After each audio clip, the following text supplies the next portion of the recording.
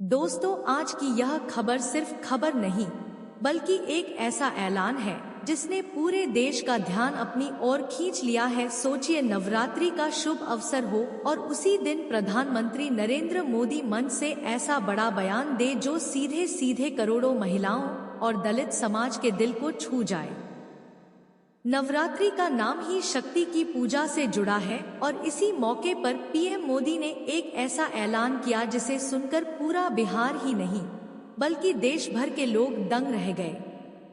अब आप सोच रहे होंगे कि ऐसा क्या कहा मोदी ने, तो दोस्तों जरा ध्यान से सुनिए, क्योंकि आज के इस वीडियो में हम आपको वह सब कुछ बताने जा रहे हैं जिसने जातिवादी ताकतों की नींद उड़ा दी है और गरीब, दलित और महिलाओं के चेहरे पर नई उम्मीद की रोशनी जगा दी है। तो दोस्तों, हमारी आपसे एक ही विनती है, अगर आप चैनल पर नए हो तो चैनल को अभी के अभी सब्सक्राइब करो और वीडियो को भी लाइक कर दो और वीडियो अपने दोस्तों के साथ शेयर कर दो। तो चलिए वीडियो शुरू करते हैं। दोस्तों, हाल ही में बिहार दौरे पर प्रधानमंत्री नरेंद्र मोदी ने एक विशाल जनसभा को संबोधित किया।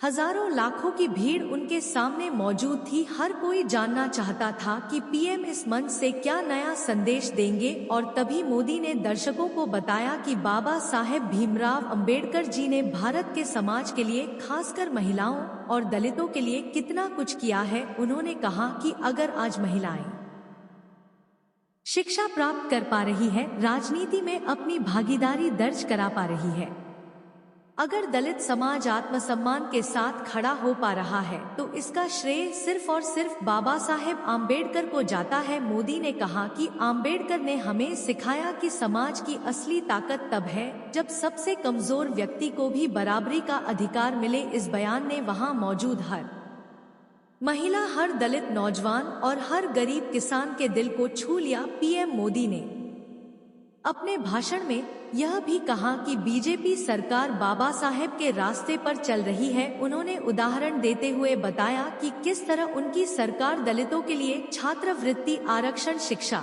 और रोजगार के नए अवसर खुल रही है। उन्होंने यह भी कहा कि महिला सशक्तिकरण केवल शब्द नहीं बल्कि उनकी सरकार की असली प्राथमिकता है। लेकिन दोस्तों, असली बम तो मोदी ने इसके बाद थोड़ा पूरे जोश और आत्मविश्वास के साथ उन्होंने मंच से घोषणा की कि उनकी सरकार बिहार में 10 लाख महिलाओं को 10,000 रुपए की आर्थिक सहायता देने जा रही है। सोचिए, 75 लाख महिलाएं और हर महिला को मिलेगा 10,000 रुपए का सीधा लाभ। यह घोषणा सुनते ही सभा में तालियों की गड़गड़ाहट गूंज उठी। महिलाओं के चेहरे खुशी से खिल उठे और लोगों ने मोदी मोदी के नारे लगाने शुरू कर दिए। मोदी ने कहा कि यह सिर्फ पैसों की मदद नहीं है बल्कि महिलाओं को आत्मनिर्भर बनाने की दिशा में एक बड़ा कदम है। उन्होंने कहा, नवरात्रि शक्ति की पूजा का पर्व है और हम शक्ति का सम्मान सिर्फ मंदिरों में देवी की प्रतिमा के सामने नहीं करेंगे बल्कि समाज की असली शक्तियों, हमारी माताओं, बहनों और बेटियों को सशक्त बनाकर करेंगे।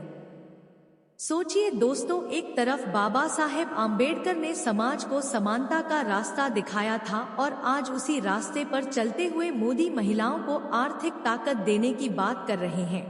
ये सिर्फ राजनीतिक घोषणा नहीं है बल्कि सामाजिक क्रांति का संकेत है। जब महिलाओं को आर्थिक स्वतंत्रता मिलेगी तो वो न सिर्फ अपने परिवार को संभालेंगी बल्कि समाज और देश को भी नई दिशा देंगे।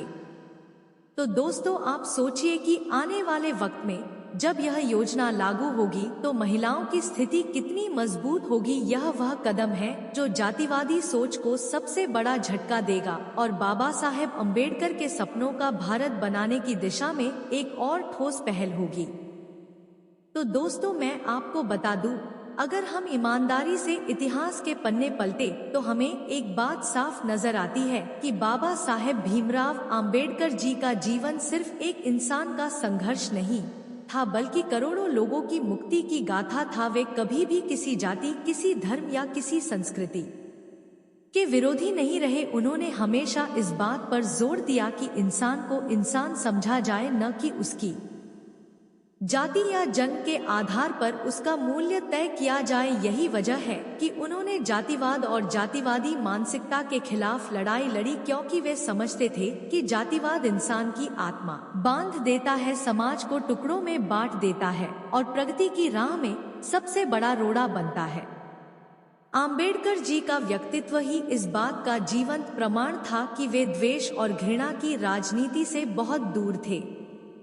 उन्होंने कभी यह नहीं कहा कि अमुक धर्म बुरा है या अमुक संस्कृति गलत है, बल्कि उन्होंने कहा कि हर संस्कृति में अच्छाई है, लेकिन इंसान का सबसे बड़ा धर्म है मानवता। अगर मानवता ही खो जाए तो फिर कोई पूजा पाठ, कोई अनुष्ठान और कोई संस्कार भी हमें आगे नहीं ले जा सकते। यही कारण था कि उन्होंने अंधविश्वास से दूर रहने की शिक्षा दी। उन्होंने कहा कि इंसान का सबसे बड़ा हथियार उसका ज्ञान है और सबसे बड़ी शक्ति उसका न्याय बोर्ड है।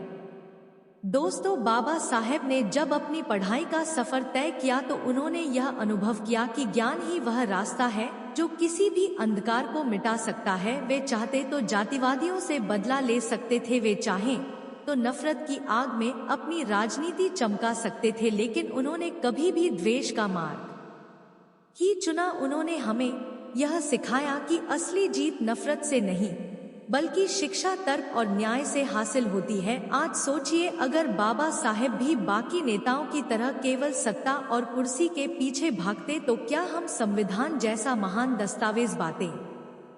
नहीं, क्योंकि उनका मकसद सिर्फ राजनीति नहीं था, उनका मकसद इंसानियत की मुक्ति थी। उन्होंने हमेशा कहा, शिक्षित बनो, संगठित रहो और संघर्ष करो। इन 3 शब्दों में उन्होंने पूरे जीवन का सार दे दिया। शिक्षा से इंसान को तर्क शक्ति मिलती है, संगठन से ताकत और संघर्ष से न्याय। लेकिन यह संघर्ष नफरत या हिंसा का नहीं था, बल्कि यह संघर्ष था विचारों का, तर्क का और न्याय का। दोस्तों, बाबा साहेब का जीवन है हमें यह भी सिखाता है कि सुधार का रास्ता कठिन होता है लेकिन असंभव नहीं। उन्होंने धर्म ग्रंथों की आलोचना इसलिए की क्योंकि उनमें जातिवाद को बढ़ावा देने वाली बातें थी, लेकिन उन्होंने कभी भी यह नहीं कहा कि जो लोग अपने धर्म को मानते हैं वे गलत हैं। उनका विरोध हमेशा उस मानसिकता से था जो इंसान को बांटती है और कमजोर करती है। आज भी जब हम समाज में झांकते हैं तो हमें लगता है कि बाबा साहेब की बातें कितनी प्रासंगिक है। जातिवाद आज भी जिंदा है, अंधविश्वास आज भी लोगों की आंखों पर पट्टी बांध रहा है, लोग आज भी ऊंच नीच के चक्कर में उलझे हुए हैं। ऐसे में बाबा साहेब का संदेश और भी जरूरी हो जाता है।